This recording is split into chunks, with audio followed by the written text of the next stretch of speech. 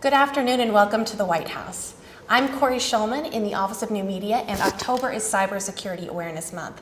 And continuing this annual celebration, we're very pleased to have a special Open for Questions event with Howard Schmidt, who is the Coordinator of Cybersecurity and Assistant to the President at the White House. Thanks everyone for joining us, and thank you for being here.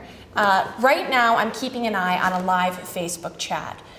If you're not in the chat and you have a question on cybersecurity awareness, go to whitehouse.gov/live where I'll be scanning your questions. We've also been collecting your questions over the past couple of days on Facebook and with about.com. So we've got a whole host of great questions on cybersecurity awareness. And before we jump into your questions, I'm going to turn it over to Howard for a quick introduction. Well, thanks, Corey, and thanks for the opportunity to be here today. This is a great venue, and I love doing the live online pieces. As you mentioned, as President Cybersecurity Coordinator, we've got a pretty interesting job from looking at everything from security around end users and consumers all the way up to and including what we do between governments and how we come to agreements and things of that nature. But it's an interesting time because technology has been a part of everything that we do. We call it critical infrastructure protection in a lot of cases, but it talks about the communication systems, the entertainment systems, the transportation systems, the energy systems. All of these things are run by technology today, and we're very fortunate to have that technology available to us. But even with that, there are forces out there, bad guys and bad actors as we call them, that look to do everything to commit crimes like identity theft, credit card fraud, shutting down systems for all kinds of reasons. And our job in the President's direction is to make sure that we minimize the likelihood that any of these things will have a long-term effect, or even for most cases, how we can help people do that shared responsibility of protecting themselves. Cybersecurity Awareness Month, this is the 7th year we've been doing this. It's probably the biggest and baddest 7th anniversary celebration we've had for Cybersecurity Awareness Month yet. We're doing this all over the country. We've got international partners helping us, so it's great to be here and be talking about cybersecurity and how we can better protect ourselves. Thanks. So with that, we will jump right into questions. If you're just joining us, go to whitehouse.gov/live. There's a link to join the Facebook discussion, and I'll be scanning your questions and taking them in live. We're going to start with a question that comes from an about.com reader. His name is Dan from Springdale, Utah. And his question is, some countries work hard to make sure that only approved information is available to their own citizens on the web. Does the Obama administration regard the wide open and freewheeling character of the internet as a national security asset or liability?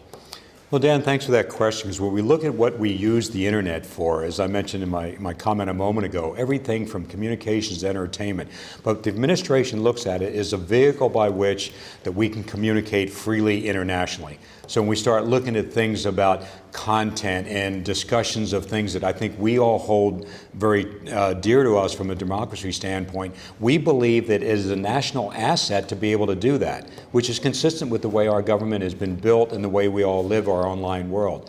And the thing is that we need to work collaboratively internationally to make sure we protect those freedoms online, make sure that we're doing the things we need to do to give us the ability to do that while protecting the technology at the same time.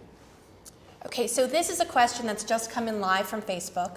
It comes from Zach Carmichael, who asks, what is the greatest single cybersecurity issue or threat that you, Mr. Schmidt, use today?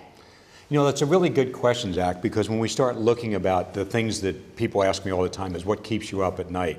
And I think the biggest thing is when we designed the internet as we know it today, we built the applications, we built the routers, we built the Wi-Fi network. We didn't fully realize in many cases that bad things were going to happen like they have today. So we didn't pay a lot of attention to reducing the vulnerabilities. And that's sort of the biggest thing today is how do we wind up reducing the vulnerabilities to make sure we're better protected. And there's some ways to do that. And of course, National Cybersecurity Awareness Month gives us a lot of those tools when we start looking at keeping our systems up to date and patched, making sure antivirus and malware software is up to date on a regular basis, making sure that we're using strong authentication such as strong passwords for critical sites. These are all the things that sort of keep us up at night, but more importantly, these are things that we can do something about, and you, as a matter of fact, can help do it by doing some of these things. StaySafeOnline.org is one of the websites that gives us a lot of good information on how to protect ourselves online and go a long way to reducing these vulnerabilities that we deal with. Here's another question that comes from Facebook. Adam Helsinger asks, the administration has showed strong tendency to embrace innovation through the fundraising methods used during the presidential campaign, moving whitehouse.gov to an open source platform, embracing citizens by using social media, etc. Are there plans to leverage the hearts and minds of Americans with crowdsourcing strategies to protect us from cybercrime? And that's a really good question when you start looking at the capabilities we have as an internet community, or net citizens as we refer to ourselves as. The same things that give us the ability to communicate in social networks about things that we enjoy doing, we have to apply to protection of cybercrime as well. One of the things is using some of the technologies we're doing today and talking about some of the things that people can do to help protect themselves.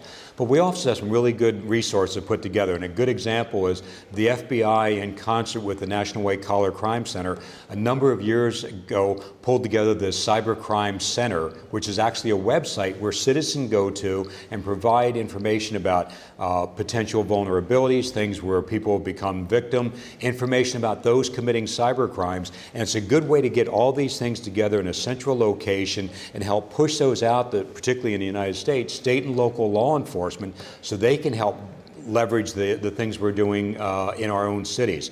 The other thing is be done is through local block watch programs and things where actually citizens get together that understand technology, use the technology, and share with each other how they can come together and in their shared responsibility help each other better protect their systems so they're less likely to become a victim of cybercrime.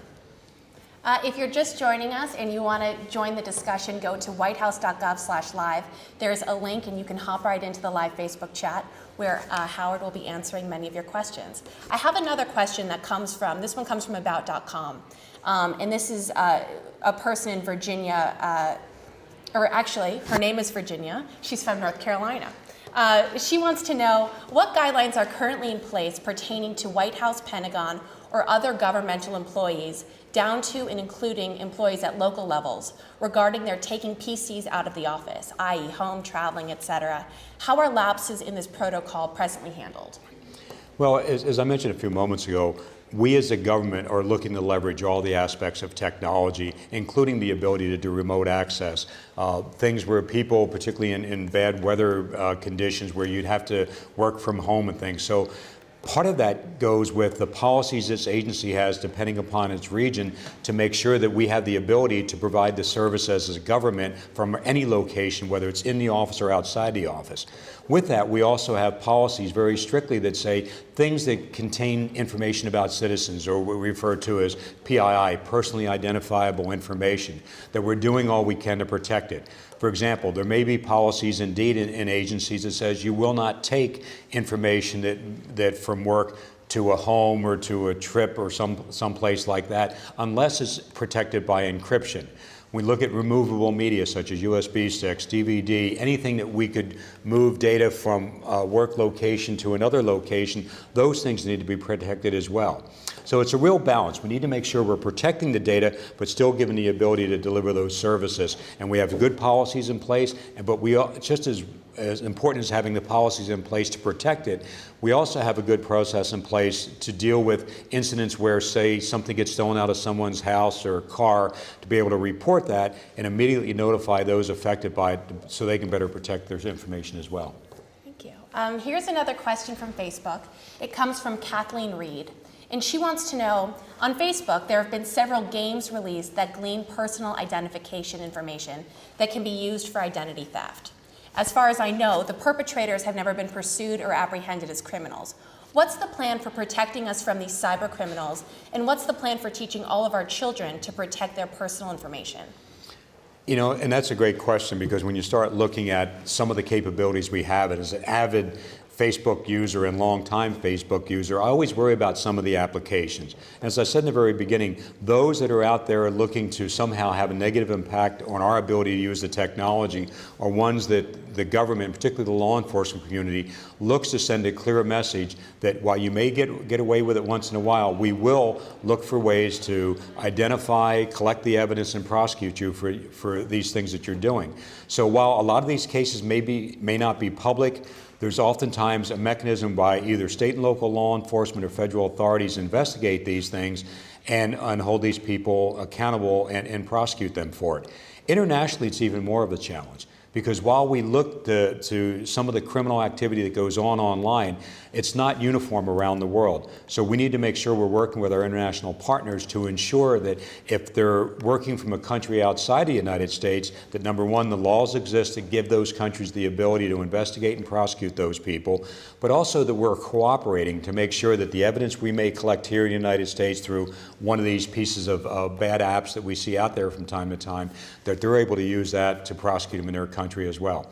We don't catch them all as much as we'd like to, but we do have a process in place to investigate these things and successfully prosecute people. Thanks. I have another question that comes from About.com. Felicia wants to know, how concerned is the White House that the web is serving as an environment for international cybercrime? How are you going to address the problem with regard to the U.S. infrastructure? Well, I think there's two pieces of this. Ever since man has been around, there's been criminals that do all kinds of things. You start looking at burglaries and auto theft and those things. While we work really hard to contain them, we've never been able to stop them, just like we can't stop criminals from doing things. But what we can do is, as I mentioned a moment ago, look for ways to make sure we minimize the ability for them to create victims. Number one, a number of years back, the U.S. government ratified a treaty called the Council of Europe Cybercrime Convention, which went a long way to making sure that we have harmonization of cybercrime laws. We have a 24/7 hotline back and forth between the various countries. So our law enforcement agencies, no matter where they are in the world, can identify criminal activity, contact someone in another country, and do the things that we need to do to protect against that. But like any other piece of criminal activity, there's a lot of things that we need to do to make sure that we're reducing the likelihood that someone becomes a victim, what we generally refer to as crime prevention. And that's where things like Cybersecurity Awareness Month really help us in teaching people how to better protect themselves online. Once again, Stay Safe Online and OnlineOnGuard.gov are two very good websites that help us put us in a better position, the less likely become victims of cybercrime. Thanks. If you're just joining us, go to whitehouse.gov/live where there's a link to join the discussion on Facebook. We're getting a lot of great questions.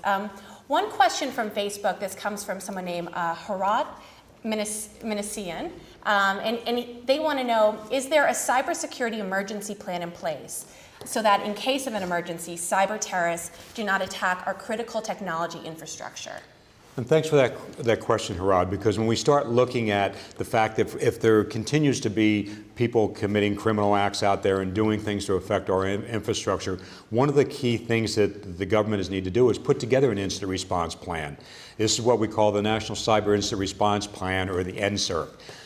Just even a few weeks ago, we had this international exercise called Cyberstorm 3 that brought in resources from, I think, more than 11 countries, more than 2,000 people worldwide, 31 private sector agencies, as well as the broad group of government agencies to come and exercise this incident response plan, which not only gives us the ability to identify what we've got going, but it's a great learning experience, because as technology changes, as we become more dependent upon, say, the peer-to-peer technologies and the ability to communicate on a real-time basis, by bringing this incident response plan together, it doesn't make any difference what the person's motivation is, whether they come from anywhere in the world, that we have a plan in place, that we bring all of government together, we bring all private sector together, we bring all of international partners together to make sure that the impact is minimal, it's the shortest duration, and we have the ability to recover in the quickest time period possible.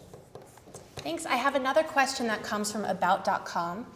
William would like to know, with newly passed legislation requiring expanded reporting of income payments via Form 1099 in 2011 and 2012, is the administration going to implement any safeguards to protect taxpayers' personal information, i.e. names, address, social security number? Shouldn't the government be taking steps now in advance to protect its citizens? And that's a very good question. We have just recently, with the Office of Management and Budget here at the White House, and the White House CIO, a great technologist, a great friend, Vivek Kundra, revamp some of the things of what we call FISMA, the Federal Information Security Management Act. Obviously, we're not going to have any shortage of acronyms and things that we'll be using during this cast. But FISMA, one of the things that we looked at FISMA was, what are the things that we can do to better protect the personal information of our citizens? And so with FISMA, some of the changes we made, for example, is we're doing continuous monitoring. So if we identify a problem with an IT system, it's not a matter of coming back months later and correcting it. We can identify it in real time or near real time basis and fix it right away. It also puts the agencies in a position where they have a higher level of responsibility for data protection. As I think we all recognize when we start looking at why do people attempt to intrude into systems, whether it's government or private sector, it's all about the data. And so as we do more through FISMA, we do more through dedicated efforts on behalf of the people that run our IT systems in the government with a specific focus on proactively protecting that data before it winds up in a position where a system is intruded upon and then we have to go back and recover. So we have a lot of good plans in place. We don't look at these as a one-time shot. We constantly adjust as technology. We constantly look for new ways to better protect that information as well. Okay, if you're just joining us, go to whitehouse.gov/live so you can hop into the Facebook conversation. I have a question that just came in from Julia Sink, and she wants to know, if you're a victim of cybercrime, how do you go about reporting it, and whom would you contact in reference to this issue? And that's a really good question once again. When you start looking at the likelihood of us becoming a victim, while it's very small, it still happens. So one of the first things you would want to do is reach out to your local law enforcement agency, whether it's a police department or a sheriff's department. Virtually the vast majority of law enforcement agencies within the United States now have some sort of a dedicated cybercrime unit. People that are specifically trained in forensic analysis of computer systems, investigating online crimes, as well as things relative to credit card theft and identity theft that we see all the time. So that would be the first step. The other options I mentioned, going to the National White Collar Crime, the Cybercrime Center, and doing a report through there. Because what that does is it gives the ability to get a better picture across the law enforcement community, who's doing the crimes out there, and in many cases to focus some of the efforts. The other thing, indeed, if you've become a victim, particularly relative to credit card fraud or identity theft, contact your credit bureau and your financial institutions immediately. Because what happens is, while the law enforcement investigation may be key to helping identify and hold these people accountable for their criminal acts, there's also the other piece. We need to work with the credit bureaus, the financial institutions, to make sure that we let them know this has happened, so they can put credit stops on some of our credit cards, that we can do things on the credit bureaus to make sure that people aren't opening accounts in our names. And those are things that can really help minimize the impact of somebody that's been a victim of cybercrime. Okay.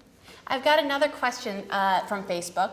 This comes from Greg Russo, and he wants to know, what steps will the federal government take to facilitate the hiring of new cybersecurity and privacy professionals? Greg, that's wonderful, because that's one of the things we've been talking about for a long time, is how do we get more technology specialists, particularly in the area of cybersecurity, into the workforce across the government? Well, we have this initiative called the National Initiative for Cybersecurity Education, which, in addition to Cybersecurity Awareness Month, we look at workforce development inside the private sector, the university courses that are available, the high school courses available, to really generate the next generation of technology specialists that focus on cybersecurity. We look at the federal government. We actually have career paths we're working on now, so you can come in as, say, an apprentice level type cybersecurity trainee and work your way up to be a leader and actually run IT systems from a security perspective. The best place to find information on that is usajobs.gov. It's a website set up. You search for cybersecurity, security, technology, and you'll get an opportunity to see what's available across the entire government spectrum. We've got another question that's coming in live from the Facebook chat. Darren Bethia asks, I work with seniors and many have aversion to the internet. Are we doing anything to especially inform seniors? And the benefit that seniors can get from technology are just unbelievable, particularly when they relate to talking with kids and grandkids and all those sort of things. And as I've worked with some of the senior groups around the country, we try to allay them of those fears. Technology is not that difficult, particularly some of the advances we've made recently, but they also have to be concerned about being targeted from cyber criminals. So when you start looking at some of the seminars we've done with the local law enforcement crime prevention units, look at some of the things, once again, we're doing with Online On Guard through the FTC, and actually reaching out to those specific groups so they can really benefit from the technology while also understanding there's risk out there and how to minimize the potential for them becoming a victim. Thanks. Here's another question that comes from About.com. Christy in Massachusetts would like to know, so many doctors' offices and hospitals are now using portable devices and making patient records available online. What's being done to protect the privacy of our health records, and is there any way we can recover from the inevitable leaks of personal information?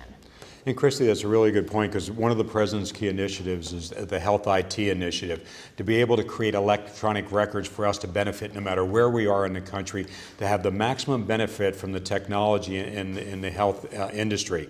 We actually have a program that's been run out of the HHS organization looking at how do we create this environment of health IT records, but on the front end of these things, look to make sure we're protecting privacy and security and building out this architecture.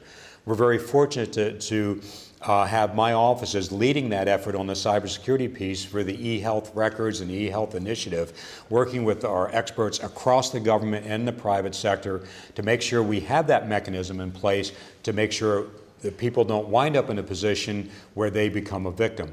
Once again, it's the idea is to proactively prevent this from taking place. So looking at all the medical devices that are out there that have great information, the portable devices we use, the ability to, in small and rural communities, to benefit from the technology as part of the architecture we're building very proactively to build security and privacy protection into the system. Okay, here's a question that is also coming from the Facebook chat, and a lot of people have actually been asking about it. Zach Carmichael wants to know, with the rise of popularity in mobile phone use to access the internet, is there a U.S. federal government emphasis on protection of mobile devices and security education? And that's one of the things as we become more dependent on mobile devices, that the same sort of risk that we've seen over the years going from servers to desktops to laptops, we worry about those for the mobile devices as well. So when we start looking at some of the apps that we're putting on there, some of the fact that now we have the ability to do mobile banking, mobile booking of reservations and airlines and hotels, we have to have the same basic principles apply on the mobile devices that we've had in recent past in desktops as well as laptops. So things such as secure it by using a PIN number. So if you lose it, which happens a lot, so if you lose it, people don't get access to your information. Make sure that when you're using mobile device to log into financial services or to do things where you wind up having a credit card available to somebody, to make sure you're using a strong password or strong authentication mechanism into using that mobile device, even more so than you would with a desktop environment. The other thing we're working on what we call the National Strategy for Trusted Identities in Cyberspace, or the NSTIC, and looking to make sure that we have the technologies that work to protect identities online, to make sure they're applicable for mobile devices as well. We have another question that's coming in from the Facebook chat, and this comes from Matthew Parks. He wants to know, what are some of the major points that you would like to tell us about regarding a federal tech plan that would streamline workflow and improve the U.S. infrastructure? And when we start looking at the U.S. plan for that, as I mentioned earlier, Vivek Kundra, the CIO for the U.S. government, and our other close colleague, Anish Chopra, the CTO for the U.S. government, as we lay out the tech plan moving forward, looking to leverage in an e-gov environment that's more transparent, that's more open, that gives more access to the citizens, we fully recognize in deploying that we have to build the security and privacy protection in the front end. So we have a requirement at any government agency that's rolling out a new plan to be consistent with our tech plan, that they have to have a security plan in part of that and make sure it's approved in advance, leveraging the concept that we want to create it once and use it many times over and over. If you're just joining us, go to whitehouse.gov/live. There is a very active discussion happening on Facebook. I have another question for you, and this comes from Josh Schroeder. He wants to know, what is your view on torrenting in P2P? Should ISPs be able to shut it down, or do you have plans to upgrade backbones to provide for legal traffic at high speeds? You know, when we start looking at the benefits we get from peer-to-peer technologies or torrent technologies or any of the things that we do for file transfers, we always have to be very cognizant of the intellectual property rights that we as end users enjoy. A lot of effort has gone into creating content, whether it's software, whether it's music, whether it's video. So as a consequence, using this technology, we need to make sure we're doing it in conformity with the law and the protections that we have for the property. So while the technology itself is great, misuse of the technology is probably the thing that we need to be very cautious of. Okay, I've got another question. This comes in from Sammy Ateek, and they would like to know, can transparency build better workspaces, or will it create toxic business areas? I think transparency will build a better work environment for us. And I think back to the President's commitment earlier this year about transparency. For example, in the cybersecurity environment, there was a document created called the Comprehensive National Cybersecurity Initiative, or the CNCI, that the President directed declassifying that document, talking about how we're going to do a better job about protecting the technology we deploy within the U.S. government and the private sector. So in this case, when we start looking at the benefits we get from any workflow environment from technology, openness is better. We have the ability to get various viewpoints on what are the weaknesses we have, but more importantly, how to fix those weaknesses as well. Okay, here's a question that comes from Suchi Petit, and she wants to know, is the U.S. government planning to give free and daily up-to-date antivirus and firewall software in the future to help keep everyone secure, or is this an unreachable dream? Well, I don't know that it's a role for the U.S. government, but I know many of the ISPs out there, many of the financial institutions provide that service free to customers to begin with. That's one of the big things when we're, once again, looking back at Cybersecurity Awareness Month. As the month started, I got a number of emails from major providers out there that saying, yes, we are now providing free antivirus and even bigger anti-malware software to our customers free of charge. So that's one of the things I don't know that's a direct role for the government. We encourage it, but I think a lot of the companies are doing it already out there that help us do a better job about protecting ourselves. Okay, well, we are actually about out of time. Thank you everyone for joining us, all of the participants in the dialogue on Facebook, those that submitted questions on about.com. Thank you, Howard. Thank you.